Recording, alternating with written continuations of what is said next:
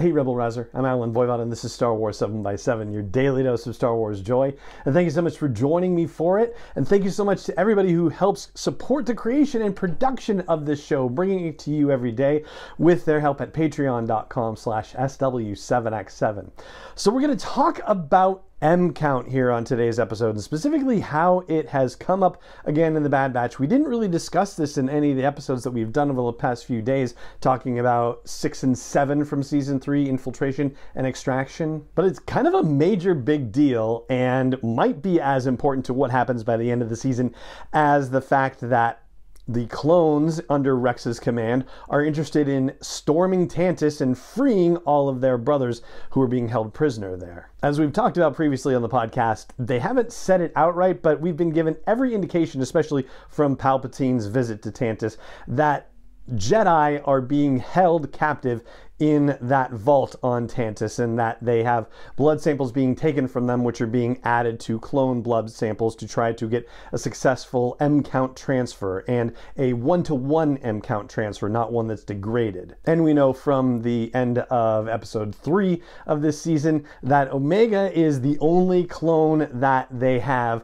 whose blood can enable a successful and complete M count transfer. And M count, even though it hasn't been said it in the show, like, we're 99 and 44/100% certain that that refers to midichlorians. But they haven't actually said midichlorians on the show, so yeah, we gotta allow for a little bit of wiggle room. But yeah, we know that's what they're talking about, right? So where it comes into play in this doubleheader episode we got last week is when Rex is asking for information about what was happening on Tantiss, and Omega says that she was being kept there to force Nala Se's cooperation on certain experiments, and they ask her what Nala Se was doing, and Omega says, I don't know, but it was something involving something called M count. To which Rex kind of just ever so slightly rears back and goes, M count? And Hunter says, have you heard of that? And Rex says, well, I think I've heard of it before, but I'm not really sure. And so he kneels down to get on Omega's level and says, tell me more about this. And that's the end of that scene. And then we cut to the outside as the clone assassin is sneaking up on the Teth Monastery base. Now, I don't have an encyclopedic knowledge of the Clone Wars series, so I can't say for certain, but based on Wikipedia stuff, just digging through there, it doesn't seem like there have been any references to conversations that Rex might have had with any particular Jedi during the Clone Wars about midichlorians and about how the Jedi have their powers or able to manifest their powers. But the Jedi themselves are very aware of it. I mean, you think back to the Phantom Menace and Obi-Wan hearing the results of the blood test that Qui-Gon Jinn snuck on Anakin Skywalker. They were both talking about Anakin's midichlorian count and that it's even higher than Master Yoda's. So not only are they aware of midichlorian counts, but they're also actually aware of each other's midichlorian counts at some level. I actually was a little surprised in rethinking about this, that midichlorian levels would be known. It seems like that should be private information, so that way, you know, younglings can't be like, ha ha, I have a higher midichlorian count than you, or something like that. But here's the thought experiment I want to throw your way. If you consider the fact that Rex was serving so closely with so many Jedi for 3 full years, and that a whole bunch of other clones that he was very closely associated with were also serving with various Jedi over the course of 3 years, is it possible that nobody ever asked a Jedi, how do you do what you do? What is the deal behind your ability to make, you know, buildings fall down or make people fly off of ledges and cliffs, or the amazing speed at which you can run, your heightened abilities and whatnot? Like, there's no way some clones did not ask the Jedi they were serving with about this situation. And so somebody has to have told Rex, or told some other clone who probably would have shared it with other clones, including Rex, about the idea of midichlorians or M counts, and about how that has something to do with how the Jedi are able to do these incredibly fantastic things, have these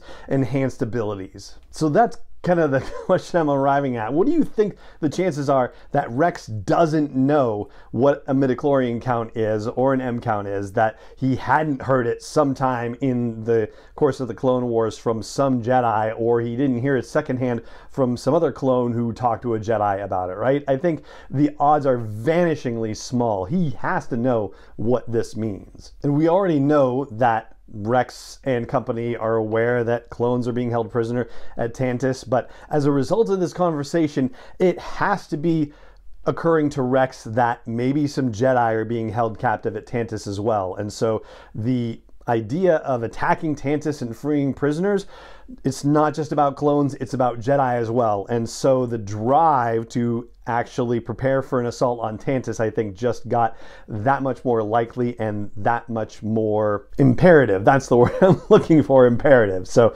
yeah, that's what I've got for you on this episode. And I do want to hear from you if you think Rex knows what Omega's talking about with M counts, or if you think he just actually doesn't know. If you're catching this on YouTube or TikTok, comments are right there. If you're catching this on Spotify, there's a Q&A section. I'd love to hear your answer there. And if you're catching this anywhere else, then please head over to the blog post for the show's episode at sw7x7.com. Drop a comment in there and let me know what you think. And that is going to do it for this episode of the podcast. If you enjoy the show, please do consider leaving a rating or review on your favorite app if you haven't done that already.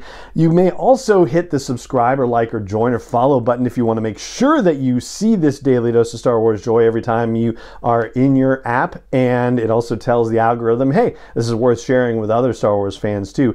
And speaking of other Star Wars fans, you can also tell other Star Wars fans that you know. That would be really awesome, and I would greatly appreciate that. And yes, you too can help support the creation and production of this show, which has been downloaded in more than 160 countries and is coming up on its 10th anniversary. And you can do it for just $1 a month, $3.27 a month. Just a little bit helps. Every little bit helps. And you can do that over at patreon.com/SW7x7. The sevens are numbers, so SW, the number 7, the letter X, and the number 7. And I would greatly appreciate that as well.